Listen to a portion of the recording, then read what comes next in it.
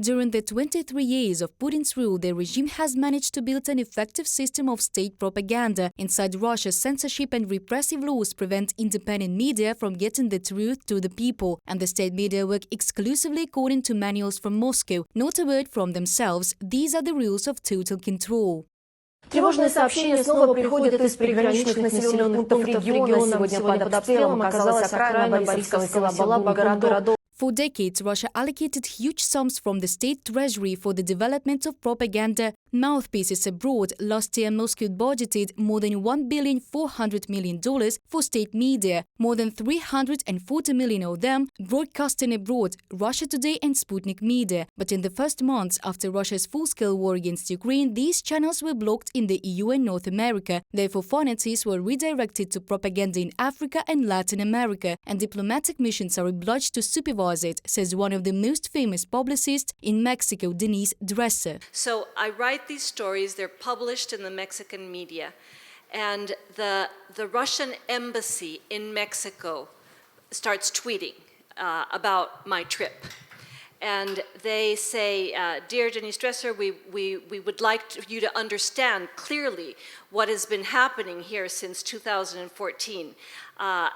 You need to have a deeper understanding about NATO expansion. You have to be more objective. You have to talk about how the Kyiv regime has been bombing Donetsk and Lugansk for 9 years. You need to interview Russian specialists.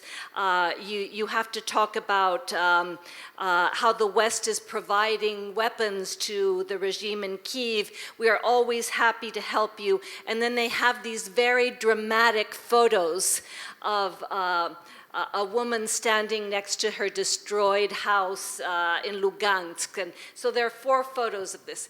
This is why this becomes viral in Mexico. The Kremlin uses every opportunity to promote its propaganda, and the methods are traditional fakes and manipulations. For example, Moscow exposes itself as a victim of US aggression and plays on anti-Americanism where such sentiments are strong. According to Chilean journalist Andrea Moletto, this is how Russia is trying to hide information about its war crimes. We clearly see human rights violations here. We see kidnappings, torture, and this is what finds a strong response in us after the coup d'etat in 1973, what unites our civilizations.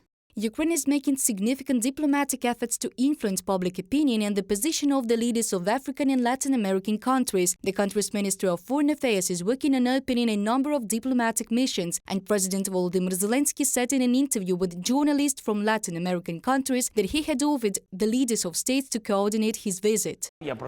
I asked, let's meet with the leaders of your continent. I am ready to go there. I want to communicate with them. Your people, your society trust its leaders. And if I talk to you, if I am with you, we will see in detail who Putin is and that he is not so great. Look, his time has passed, and our nations should be friends and develop, and let us tell you what is happening. If you do not have the opportunity to come to us, it's okay. I am not wearing a crown, and I am a very simple person. I will come to you. Let's discuss our steps forward together. In April, the president of Ukraine delivered a video addressed to the Mexican parliament. Telephone conversations between heads of the states are also regularly held, everything to convey the truth about the criminal war that Russia unleashed. Reported by Diana Kolesnik, Danilo Kobza, Serhiy Savchuk, UATV News.